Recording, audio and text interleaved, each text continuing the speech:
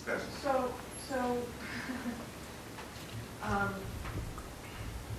I just want to make a short statement about governing by media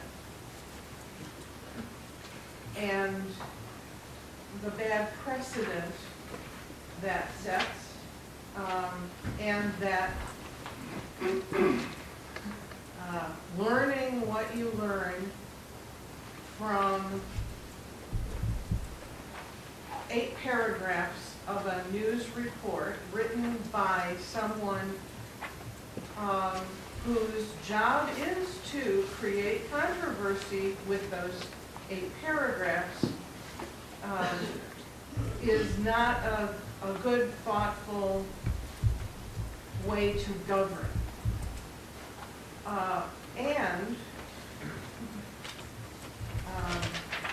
And it's exactly the wrong way to govern. And so I don't think we make decisions based only on those articles or that information. And we have seen the representation that Mr. LaGrasso has given us over the years in some very difficult negotiations. We have seen the state judge come in and laud him for his performance in a really uncomfortable and sticky situation in which he represented the city very well. So I appreciate your coming and expressing your feelings, and that enters into our decision making all the time. But if we have a body of knowledge that goes much further back than a couple of news stories a couple of months ago, then we take that into account also. And no, that's I won't say. Okay, What did you just say? excuse me, Mr. Fry, this is a discussion here. I won't go on. Okay. That was. Ms. Gray. Yes, thank you, Council President. My relationship with Mike LaGrasso has been challenging for the past 2 years. And it actually started long before then. And what I'm going to discuss with the public, because I believe that the public has a right to know. We have an open government system. This goes back to why government, and we have a constitution, and the role of local government, and the role that we play as elected or appointed officials. And back in 2012, I submitted a request for public records of outside legal fees, invoices, of all outside work done. And I received back documents, of which I have right here. And I reviewed those documents, and I noticed some clear discrepancies. As a director in another city, of which I'm proud, I have a responsibility and an understanding of how finance and accounting works and why checks and balances are important in looking at these records. And as I reviewed these documents, Mr. LaGrasso, as I reviewed these documents, I noticed that there was a clear difference between the invoices that were submitted by Mr. LaGrasso, our law director, and the type of invoices that were acceptable from other outside legal firms. I can say it. Let me talk. And so as a result of that, I have questions. See, I have questions because I'm an elected official.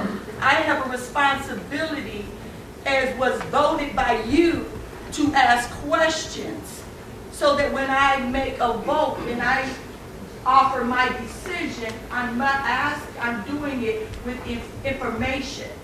I'm gathering information. So I sent the mayor email, and I sent it to all colleagues. I sent an email, and I asked her some very specific questions, and I will read it to you. And let me stand up so you can hear me. Mayor, last summer I requested and received documents from the city detailing outside legal fees paid by public dollars. The documents revealed all of the firms who had billed the city, the cost of their services, and details for what services were provided, with the exception of invoices presented to the city by Mr. LaGrasso. His invoices were unique in the sense that they gave no justification as to what services were rendered, just the charge and the approval to be paid. As presented, this appears to be an unacceptable finance and accounting practice. I have never seen the occasion where an invoice did not have the attached justification of expenses. Secondly, the documents presented in the public records request do not indicate that specific invoices or information was being withheld due to attorney-client privilege. Secondly, under the rules of public records, certain information can be redacted to protect confidentiality.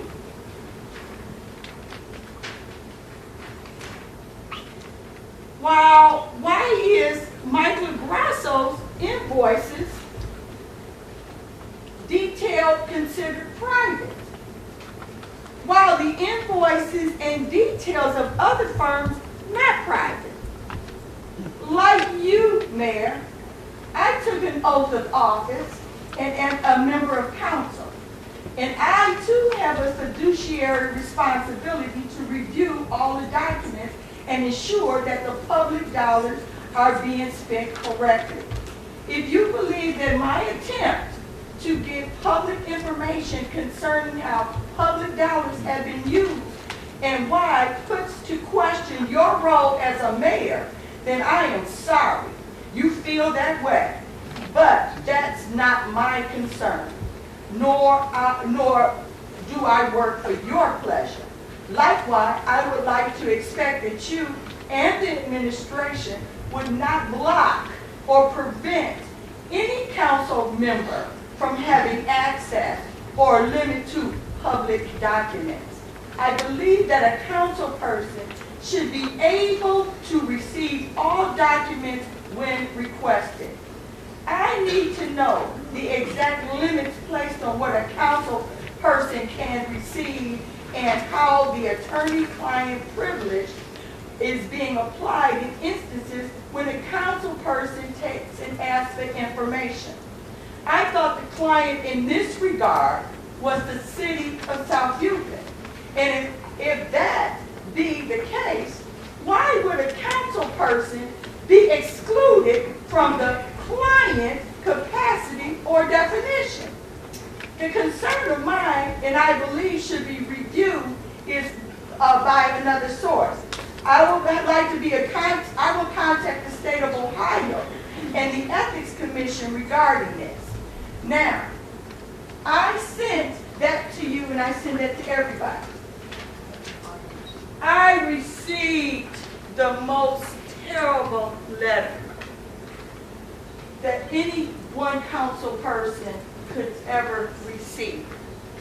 And I held on to it for 2 years. In this letter, he mentions the fact that even though this body confirmed him, told me that I didn't have to do this, he called into question my right to petition government, my right to say that there's a need for checks and balances.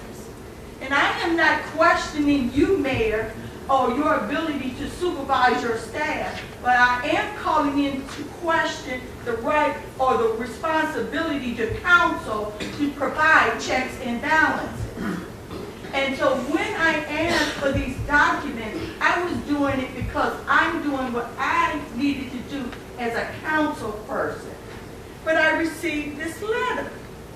And while I am not going to go to the details of it, I will provide a copy of it to anybody that wants to see it, but because it is a public document. But it does question and say to me that based upon my questioning, I was making a personal attack of Michael Grasso, and I was being prejudicial in what I was asking. And I say to you, public, in what I read to you, did I make a personal attack of Michael Grasso? Was I interrogating him by my inquiry, and was I over-scrutinizing his work? Or was I doing what you believe me to have the right and the responsibility to do? And the attorney-client privilege issue. Again, here is the question that has never been answered from that day moving forward. Who is the attorney? We know that to be Michael Grasso. But who is the client? And I claim to say that the client in this instance is the city of South Euclid. And because I'm elected by the city of South Euclid residents of Ward 1, I have a responsibility and he has an obligation to provide that information. And until I get that information, I have not received it. I'm not going into your office. I'm not looking at it. I want copies of it. I want to sit down at my table in the kitchen with my cup of coffee, and I want to assess the outside legal bills for the city of South Euclid. That is my right. That is my obligation. And until I do so, then I will not confirm this law director. And I will stand for what I believe in, whether you like it or whether you don't. And the very mention that you threatened to take the city of South Euclid, and this is the other part, to court, because you felt that I was threatening you, that you alluded that you would take the city to court on behalf to protect your right because I was prejudicial against you, was very disturbing. And it puts in question the relationship that we really should be having with our law director. Michael Grasso, this is not personal for me. I do not disrespect you. I am not going to speak to issues because I understand what it means to have that and challenges of working it through. But my concern with you has nothing to do with that. It has to do with the fact that as a council person who has the responsibility to ask questions, I was denied access to information by you and the mayor in an appropriate way as a council person. And then in retaliation to my request, I get a disparaging letter. And there was no acts done by council president or anyone to say this is inappropriate behavior for a director to do with a city council person. This is the grounds of why I have not and will not support you, is because of this here, of my inability to do my job effectively. And that is the reason, and that is it. Mr. Gill. Thank you, Mr. President. What we're doing here tonight is a process that is part of our charter. It used to be that the mayor would appoint a law director, just like she would appoint, or any mayor would appoint any director. And there was a process that we were going through to have some council confirmation of that, which I supported. I didn't support confirmation every year. I would have liked to have seen every 4 years, because that's the same length of term as the mayor's term.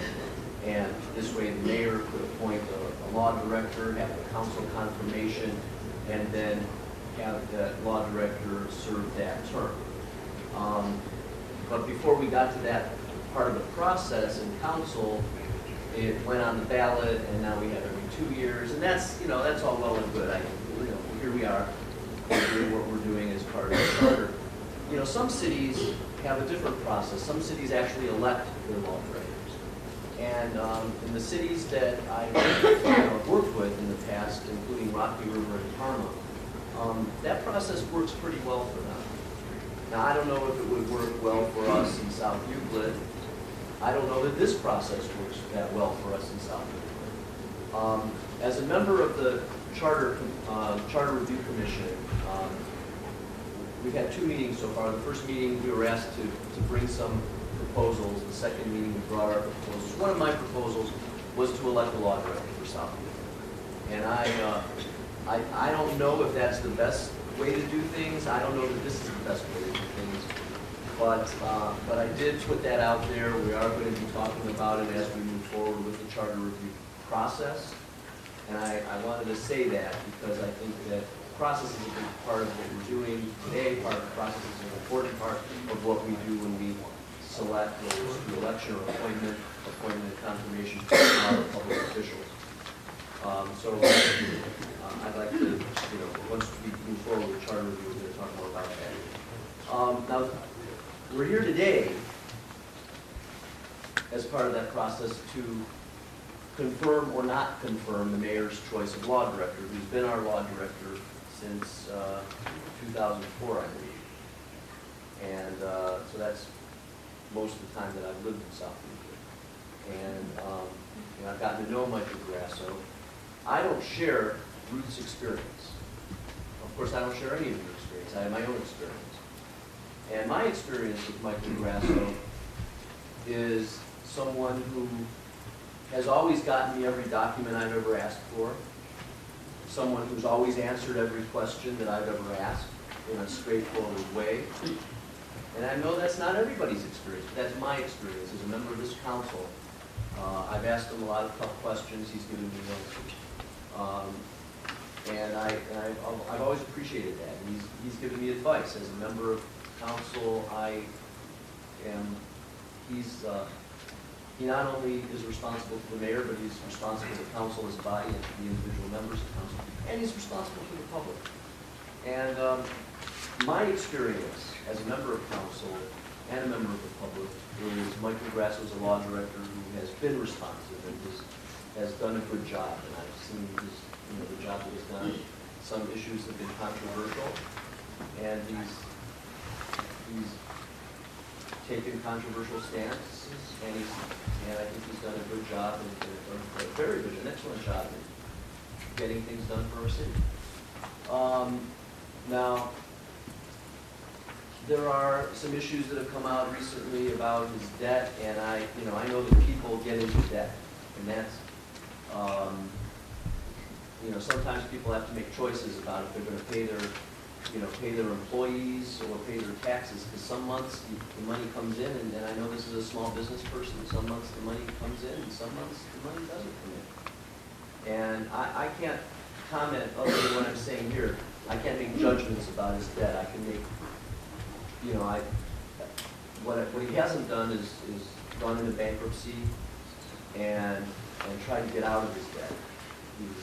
He's got a payment plan with his debt, and I appreciate that, and I want to see him as a person succeed with that and move on. But debt is a fact of life in our economy. People, go into business without going into debt, you can't buy a home without going into debt, you can't get an education without going into debt, at least most of us can. So I don't, I'm not gonna go there and judge them on the debt. I think that, there's a place to judge people when they, sometimes if they're public officials, particularly licensed professionals, if they go into bankruptcy, but not if they're in debt. That's not a place for me to be a judge. So the place for me to be a judge is, has he done a good job as a law director?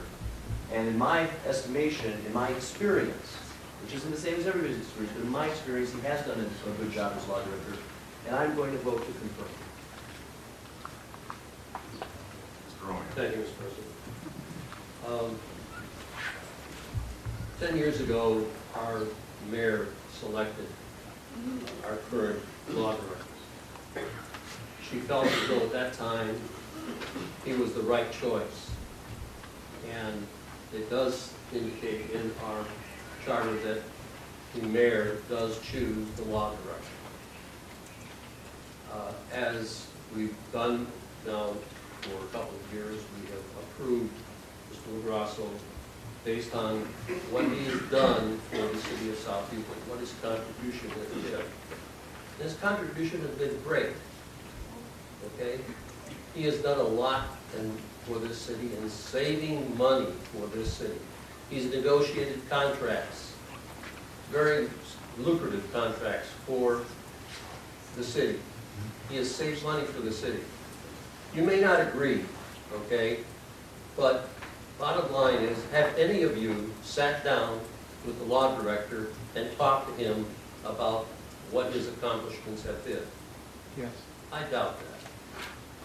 We've always had a very good rapport with our law director. As far as I'm concerned, he's done a good job. I would like to keep him on. The mayor has, as you've all read and heard, given him an opportunity over the next 6 months to correct some of his issues.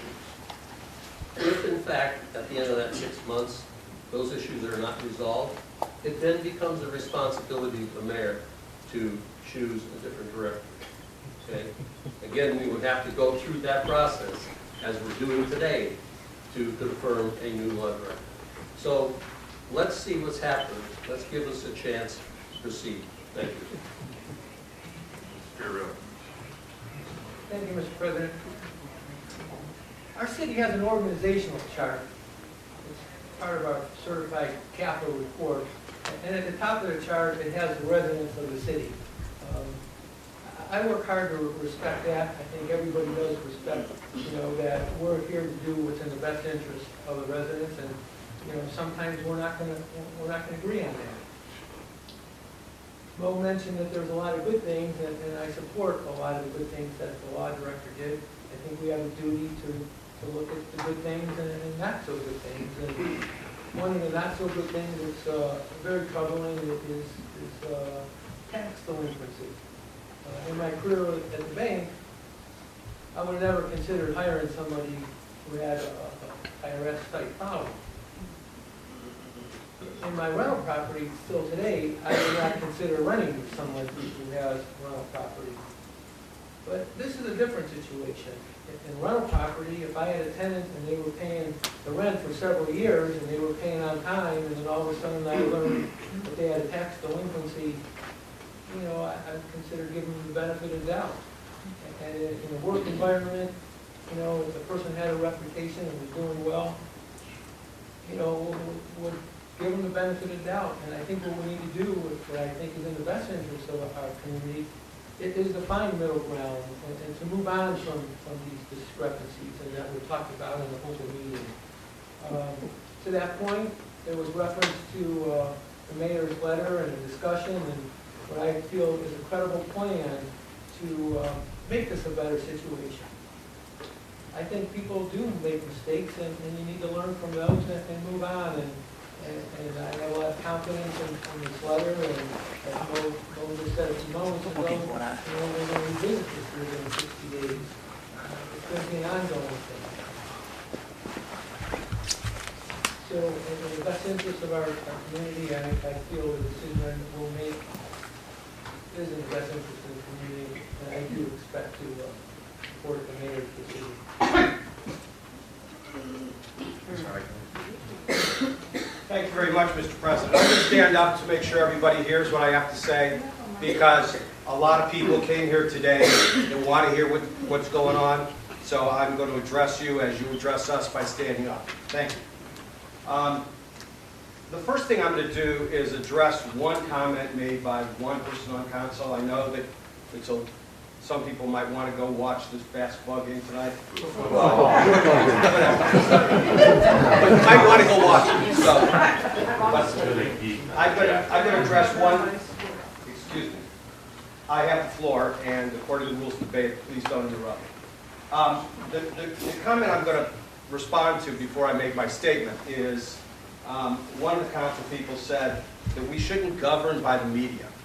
You know, that shows a complete misunderstanding of what the media is for. The media, according to our founding fathers, when they wrote the First Amendment and said there is freedom of the press, what they were talking about is the media is a marketplace for ideas. It doesn't matter what kind of media, whether it's social media, whether it's printed media, whether it's media that you would get in any other context. And then, once you were exposed to this marketplace, that you would be able to sift out what you think is the truth and what's not the truth. So the idea of governing by the media is completely wrong. The media is just one place to get information. It's not the only place. You can get information from a number of different sources. The media sole goal and responsibility is to promote discussion about important issues. And we have one today. In 2012, a group of citizens led by Councilwoman Gray, James Gray, who's here today, Yakov Lieber, who's here today, my wife, Mary Ikov, and myself, spearheaded a charter amendment requiring council to approve the law director every 2 years. The citizens of our community approved the amendment by over 70%. This confirmation process is performed by almost all governmental bodies, including councils in other cities, the United States Congress, and was adopted for all 7 departments headed by the Cuyahoga County Charter, which is one of the best examples of checks and balances in our government. So every person who comes before the council, these following people all have to be confirmed. The medical examiner, the fiscal officer, which is like our finance director, the clerk of courts, the director of public works, the director of law, the treasurer, and the sheriff. Without question, our founding fathers, as well as their county government, feels that this is an important component to the checks and balances of a free society. During the first confirmation process, the law director agreed to take various steps, which, based on his representation, I voted for. One of those steps, let me back up. The basis of his agreement during discussions was that he was going to take steps to promote communication with council, fiscal responsibility, and transparency. I'm going to give you 2 examples of how he failed.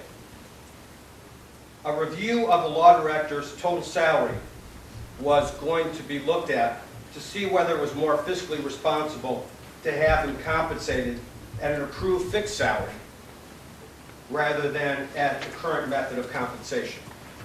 It didn't happen. The current method of compensation needs to be reviewed and changed because it objectively presents a conflict of interest. The law director is compensated based on a flat salary and then receives an hourly rate for all time spent in court and in administrative matters. Therefore, the law director has no incentive to settle cases before litigation, to spend time settling them during litigation, and he has no incentive to, and he has an incentive to spend extra time working on cases that are in litigation because he gets paid for it. regardless of who sits in that chair, that's an inherent conflict of interest, which we should all stand up and say it's wrong. It's not the way people should be compensated. It should be compensated based on a flat salary. Many communities, including Beechwood, Cleveland Heights, and Lakewood, hire one full-time law director and one full-time prosecutor on fixed salaries. They save their communities hundreds of thousands of dollars. That's one example of why I'm voting no. The other example is, as a part of the promise of communication with council and fiscal responsibility and transparency, the law director said that he would obtain council's permission when he's going out to hire outside counsel. It didn't happen. I believe that our city should go out for bids for legal services, and that legal services should be approved by council. Making bids public will create competition and drive down the legal costs.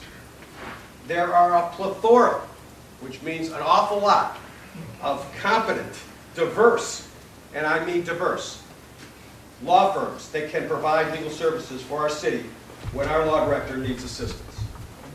Furthermore, since the first confirmation, the law director has committed other acts that did not promote communication with all council members or promote fiscal responsibility and transparency.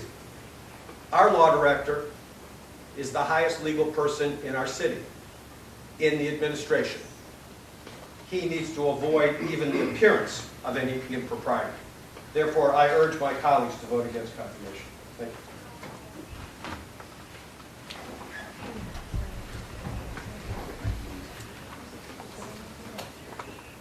You know, I thank my colleagues, and I've listened to everyone's comments and thoughts and reactions to Mr. LaGrasso, and I got to know Mr. LaGrasso in my 9 years here on council. I think Ann, you've known him longer, Mo, you may have known him even longer. And Marty, I think, said it clearly.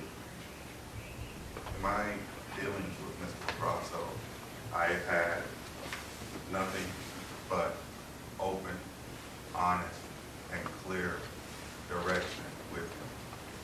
While some of you have picked snippets of information about the complete story and used to say this, that about the gentleman, in my dealings with him and sitting in the negotiations, I found someone that the best interest of the residents, all residents of South Euclid, at that.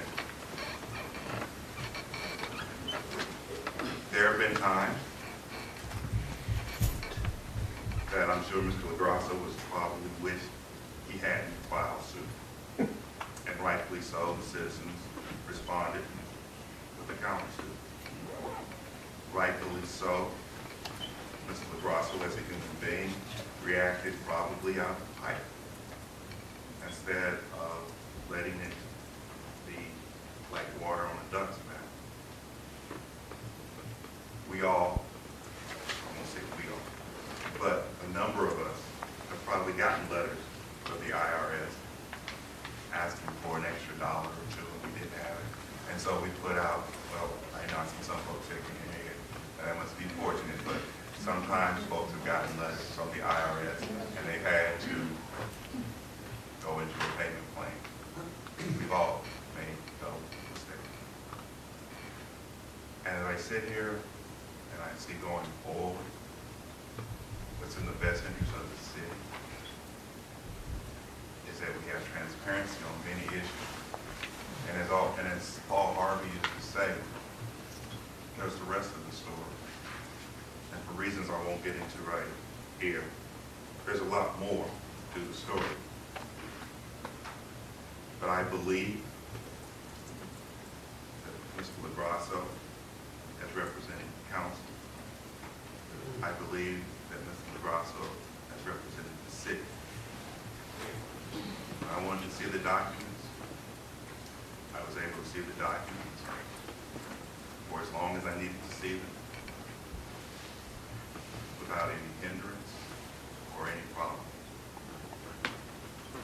So, I'm going to vote in the best interest of the city and the council.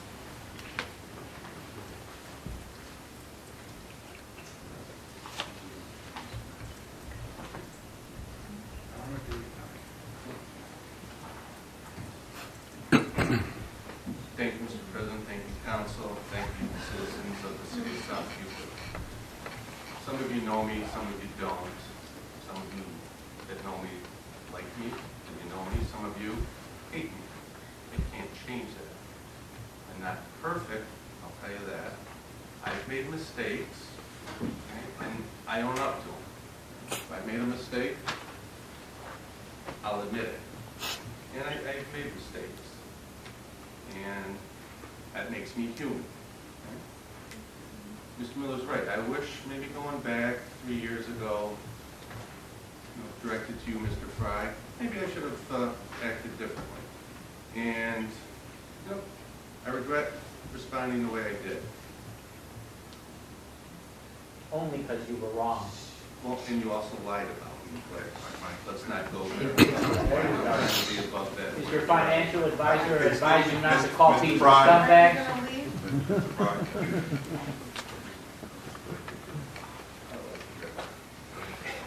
Going back, Mr. Fry and everybody else, I've done a lot of soul searching the last few years, done a lot of looking inward and talking to God.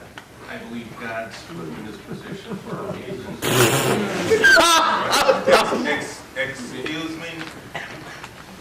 Excuse me. And I believe He has brought people like Mr. Fry, Mr. Turner, Mr. Franco, the Ico, Mr. Furry, I won't forget you, into my life for a reason. Okay? And it's just to make me a better person, challenge me to do better, to reach for higher levels. And that's what I'm doing. So your negativity, your hate, you can throw it at me all you want. So I'm just going to hand it off to God and tune it into positive energy. And I know I do the right thing. I always have the best interest of the city in mind when I do something. The comment that you made just recently here that a conflict of interest with your client, you do the same thing with your client. So I don't think you ever, do you, extend something or try not to settle something so you can bill more hours? No, you don't. You know that. You know I don't. You're the guy I'm most disappointed here today. I've known you for over 25 years. Been nothing but a friend to you. I've never done anything adverse to you, professionally, politically, or personally. I've always been there. You call me brother. I've never done anything against you. And it's just very disappointing for you to turn your back on me now after over 2 decades of friendship and support of you, where I've done nothing to you. And I've done nothing to the city except try to do good things. Some of you people don't know what do I do? I've negotiated over $10 million of real estate transactions on behalf of the city. Outside counsel. Excuse You me. said it on videotape. If the next person that speaks out of turn, would you please escort them out? I led the negotiations on those deals. That's indisputable. I also led negotiations now with probably over 7 collective bargaining agreements with the city's unions. Several years ago, one of those saved the city probably close to $400,000 in taxpayer money.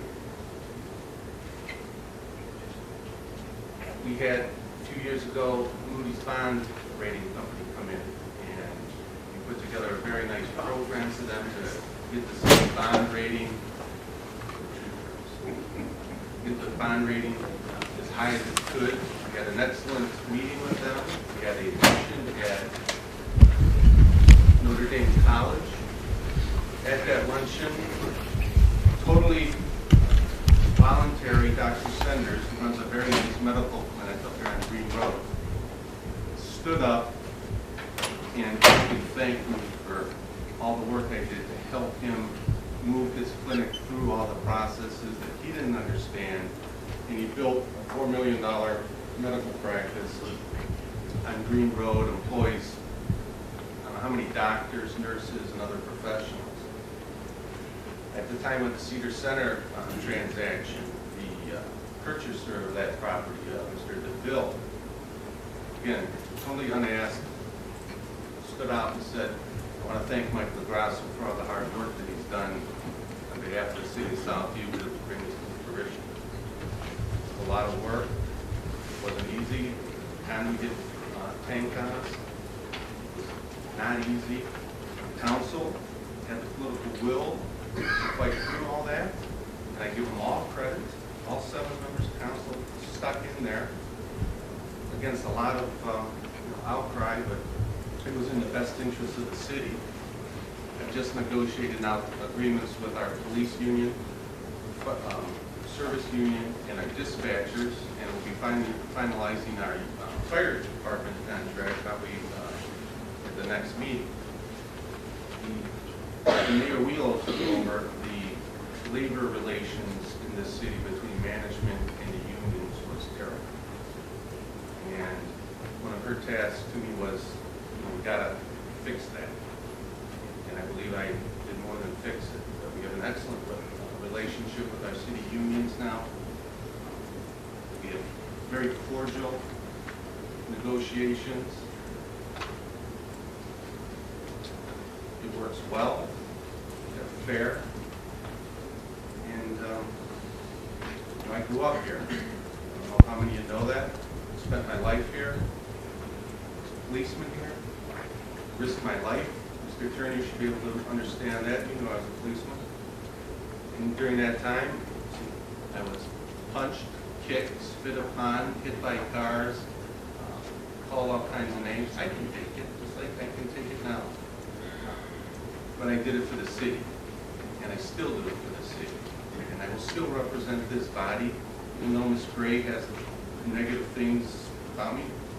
I'll try to fix that. We should try to fix all of this. And if anything printed in Cleveland.com or on Sun Messenger isn't good for the city, it's negative. We should have positive things out there. And so what do you want, positive or do you want negative? I'd like to see positive. I'd like to see the city move in a good direction. I want to help foster that. I have an excellent reputation among my peers and other lawyers. Again, that's indisputable. So, however this vote goes, I've dedicated a lot of my life to this city for 32 years. I've made mistakes in that time. Yes, I have. If anyone else hasn't made a mistake in your life, then God bless you. I think that's all I have to say. Okay. Okay. Call the question.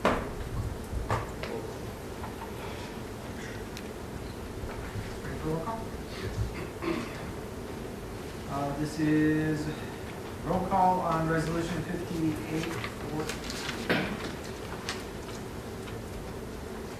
Mr. Fiorelli. Aye. Delphin. Aye. Goodman. Gray. Nay. Ico. Nay. Romeo. Aye. Miller. All right. 5 ayes, 2 nays. Mayor's President, I just want to take this time to thank City Council for confirming Michael LaGrasso. I also want to thank all of you who are in the audience.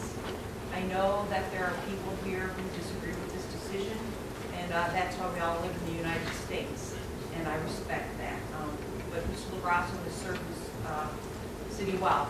When I became the mayor, then State Auditor Betty Montgomery came to visit me personally because this city had too many lawsuits on its audits. You go back and look right on the auditor's website, and the first thing she told me was I had to bring somebody on that would bring closure to these lawsuits and have as few as possible. Every year since I've been here, we've had an excellent audit.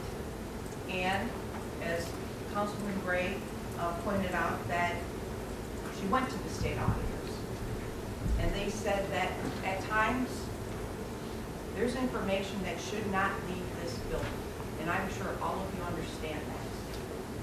I know that Dr. Miller, Romeo, and Dennis Fiorelli took the time to come and look at them. Every council person has access to everything. However, like in every business, there's private information, and council members have the responsibility to come in here protect the rights of the people and to view those documents within house. So I don't think that will change. The state auditor is very clear on that, and I just don't think that's something that's going to end up changing ever. I want to congratulate you, Mr. Lagrasso. I think it's a very humbling thing to come before people and to, as they say, face the music. And I too support you. And I believe that in the next, hopefully in the next few weeks, things will change, and the city council, which has been very supportive. You heard what Dr. Miller said. You don't come in with $4.2 million in a suburb and come in below budget unless you have dedicated directors, hardworking council members, and you know what? We fostered this bank and crisis through that hit the United States. We're on our way to recovery. If any of you could just figure out the one nut that I'm looking for, is how do I crack those landlords on Mayfield Road to get them moving? You can come up with something, I'm all ears.